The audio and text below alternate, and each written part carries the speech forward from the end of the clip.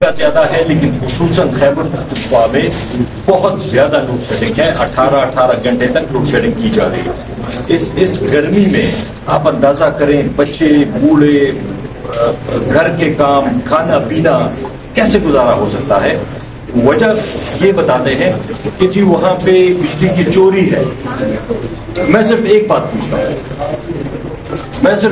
پوچھتا ہوں کہ آیا بجلی کی کوئی چوری وابڈا کے یا ڈسکوز کے ملازمین سے بغیر ملے کوئی چوری کر سکتا ہے؟ آپ لوگ بھی یہاں سارے بیٹھے ہوئے ایک دن کوئی چوری نہیں کر سکتا. ہمیں کہتے ہیں کہ جی صوبائی حکومت ہمارے ساتھ تعاون نہیں کر رہی. ہم بالکل تعاون کرنے کے لیے تیار ہیں لیکن آپ کا ادارہ ہے, آپ نے اسے ٹھیک کرنا ہے, اسے ہم نہیں ٹھیک کر سکتے. مجھے صرف یہ بتا دیں کہ پچھلے 2 مہینے میں یا 4 مہینے میں انہوں نے کب کسی لائن مین کو نکالا ہے؟ کون سا ایس ڈی او ایکس سی این کوئی بھی لیول کا جو اس چیز میں انوالو ہے اس کو نکالا ہے؟ خود کچھ کرتے نہیں ہیں اور پھر یہ الزام لگاتے ہیں کہ جی وہاں پہ چوری ہے. دوسری بات بجلی سے ریلیٹڈ, دوسری بات یہ ہے کہ جو بجلی وہاں پہ میں فار ایگزامپل بجلی کا بل نہیں دیتا, اسپیکر صاحب دیتے ہیں, ان کے اوپر بھی لوڈ شیڈنگ کرتے ہیں. مطلب یہ تو میرے رسپانسبل نہیں ہے. اگر میں چوری کر رہا ہوں مجھے پکڑیں, ان کو کیوں بے گناہ سزا دے رہے؟ وہاں پہ جو لوگ بل دیتے ہیں ان کی بھی بجلی بند کر دیتے ہیں. یہ کہیں کا انصاف نہیں ہے کہ آپ کا نیبر آپ کا ہمسایہ کوئی غلط کام کر رہا ہو اور آپ کو اس کے غلط کام کی سزا دی جا رہی ہو. تو میری یہ ریکویسٹ ہے کہ اس کو جلد سے جلد ٹھیک کیا جائے. اسی سے ریلیٹڈ جو ریٹ ہے بجلی کا, میں یہ بات آج کہہ رہا ہوں, عوام پہ آلریڈی بہت مشکلات ہیں. اس بجٹ میں مزید مشکلات آئیں گی. بجلی کا ریٹ مزید ہی مہنگا کریں گے کیونکہ جو انہوں نے ایگریمنٹس کیے ہیں, پاور پرچیز ایگریمنٹس کیپیسٹی کے حوالے سے, وہ بجلی اگر بنتی بھی نہیں ہے ہم اس کے پیسے دے رہے ہوتے ہیں, اربوں روپے مہینے کے دے رہے ہوتے ہیں.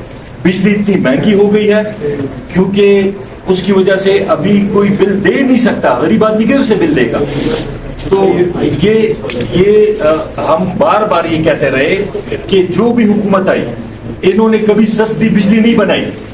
انہوں نے صرف جلدی سے کہ سال 2 سال میں کرائے کے بجلی گلا کے کول امپورٹ کر کے باہر سے اس سے بجلی بناتے ہیں, ماحول کو خراب کرتے ہیں, فارن ایکسچینج باہر جاتا ہے. لیکن لوکل جو ڈیمز ہے پانی سے جو بنتا ہے اس پہ کبھی انہوں نے سیریسلی کام نہیں کیا اور صرف یہ کرائے اور یہ تیل والے اور گیس والے اور کوئلے والے پہ زور دیتے رہے ہیں, جس کی وجہ سے آج یہ پرابلم ساری ہمارے عوام کو بھگتنی پڑ رہی ہے. بہت شکریہ. صوبے کا وہ اے جی این قاضی فارمولے کے تحت خیبر پختونخوا کا 1600 ارب بنتا ہے اور سی سی آئی میں ایگری ہوا ہے کہ جی 111 ارب روپے انہوں نے ہمیں دینے ہیں.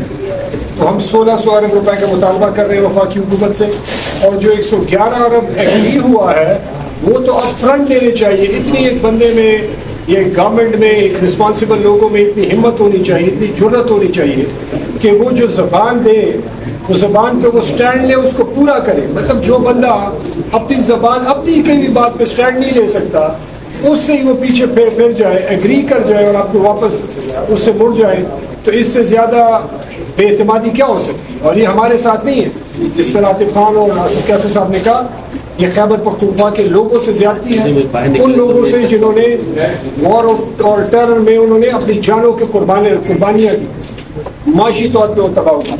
دوسرا ایشو یہ ہے کہ یہ ایک عجیب سسٹم بنا ہوا ہے کہ سارے صوبوں میں آپ نے سینٹ کا الیکشن کروا دیا, ایک خیبر پختونخوا میں آپ سینٹ کا الیکشن نہیں کروا رہے.